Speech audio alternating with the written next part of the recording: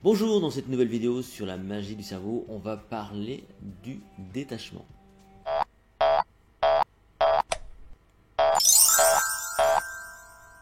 Je vous rappelle que vous trouvez tout mon travail sur mon site https://lessecrets.com, notamment le protocole MemoCamp pour entraîner et optimiser votre cognition tout entière, votre mémoire, votre attention, votre concentration et votre esprit critique. Et ces vidéos en sont un bon exemple. Ici, il s'agit de décalage. On prend le point de vue du magicien pour expliquer les subtilités du cerveau. Et le détachement en fait partie. Vous pouvez évidemment liker cette vidéo, la partager, vous abonner à la chaîne YouTube et activer les notifications pour rester au courant de la sortie des nouvelles vidéos. On va donc parler aujourd'hui du détachement et voyons en théorie ce que ça signifie. Le détachement, c'est en rapport avec la gestion du stress, c'est l'art et la manière de garder son sang-froid, de garder la maîtrise de soi, d'être toujours dans cette optique d'avancer quoi qu'il arrive, et donc on va adopter l'attitude de, vous savez, poker face, il ne faut pas que ça se voit.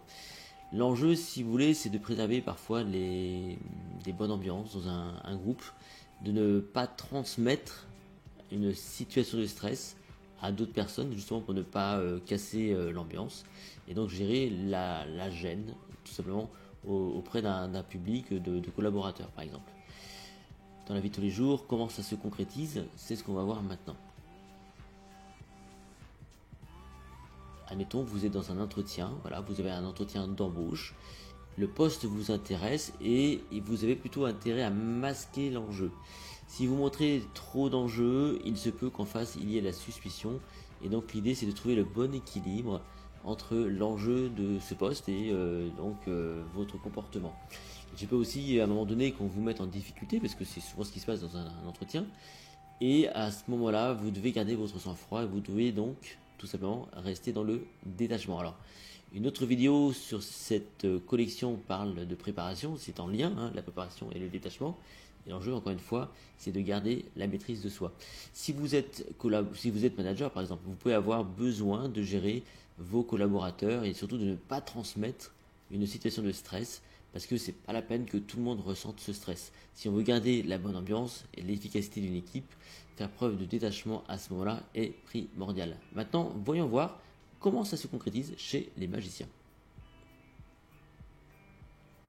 Il faut comprendre que les magiciens sont soumis à du stress aussi, parce qu'on ne sait jamais exactement comment un numéro va se terminer ou va se passer. Il faut bien comprendre que les magiciens, le spectacle de magie, est le seul vrai spectacle qui est en interactivité complète avec un public. Or, le public, il faut savoir le gérer.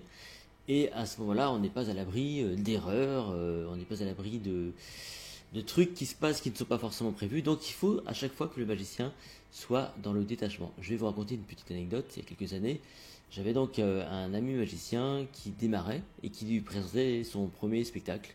Et à un moment donné, il a fait une erreur. Et qu'est-ce qui s'est passé? Il a marqué un temps d'arrêt qui s'est tout de suite remarqué. Et il n'a pas su rebondir, et donc forcément les gens ont remarqué qu'il y avait un truc qui se passait pas bien, et donc les gens vont forcément le remarquer. Quand on est dans le détachement, on va chercher, si vous voulez, toujours être dans une forme de continuité. On ne va pas s'arrêter.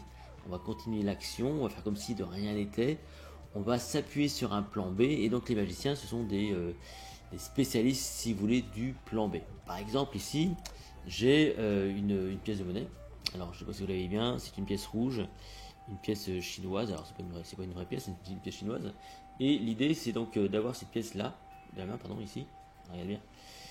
Et normalement, si on souffle dessus, à ce moment-là, donc, la pièce là, elle disparaît. Normalement, elle disparaît. Ah, elle n'a pas disparu. Visiblement, elle est encore là. Normalement, si vous voulez, si c'était ce qui se passait dans un tour de magie, l'idée c'est que le magicien continue l'action. Ah, là, une pièce de monnaie, donc il est toujours là, c'est absolument normal. Regardez bien. On va souffler une dernière fois et elle est toujours là, mais en fait, elle est devenue noire, elle n'est plus rouge cette pièce de monnaie. Pourquoi? Parce que la rouge n'a jamais été ici, la rouge a toujours été à ce moment-là ici. Et on va continuer donc l'action, vous voyez, on continue l'action pour que le tour paraisse normal. Donc un magicien, si vous voulez, c'est quelqu'un qui sait maîtriser les plans B, qui sait se maîtriser soi-même en fait, justement pour ne pas laisser paraître sa gêne. On est dans une continuité, c'est pour ça qu'un magicien, c'est quelqu'un qui doit avant tout faire preuve de culot, donc être capable d'être toujours voilà, prêt à rebondir, et c'est en ça que voilà, nous, on travaille beaucoup sur cette notion de détachement. Alors, quel lien maintenant avec la cognition et la mémoire? C'est ce qu'on va voir maintenant.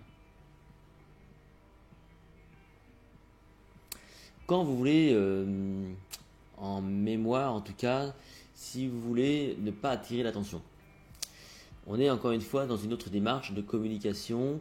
Vous remarquerez que dès lors qu'on fait quelque chose où il y a une rupture dans la continuité, en général ça se remarque. Je vous donne un exemple très simple.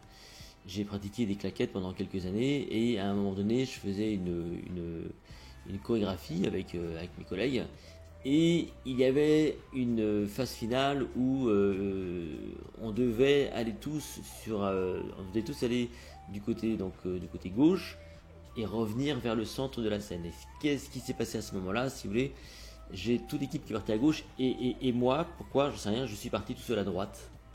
Et à ce moment-là, si vous voulez, il y a deux solutions. Soit je m'arrête et je rejoins le groupe et je montre à tout le monde par la rupture qu'il s'est passé quelque chose de pas normal. Soit je fais preuve de détachement et je vais donc comme ça jusqu'au bout, je continue tout seul dans mon coin, je rejoins tout le monde à ce moment-là, ce qui veut dire que les gens visuellement voient un groupe partir d'un côté et une personne toute seule aller de l'autre, mais comme il n'y a pas de rupture, comme tout paraît normal, les gens ne vont pas retenir.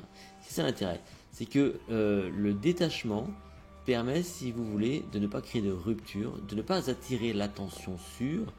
Et d'un point de vue cognitif, mémoire, si vous voulez, on va donc passer sous silence des choses qui peut-être sont importantes. Voilà, c'est ça un peu le lien entre la cognition et la mémoire, notamment dans ce qu'on appelle les impacts mémoire.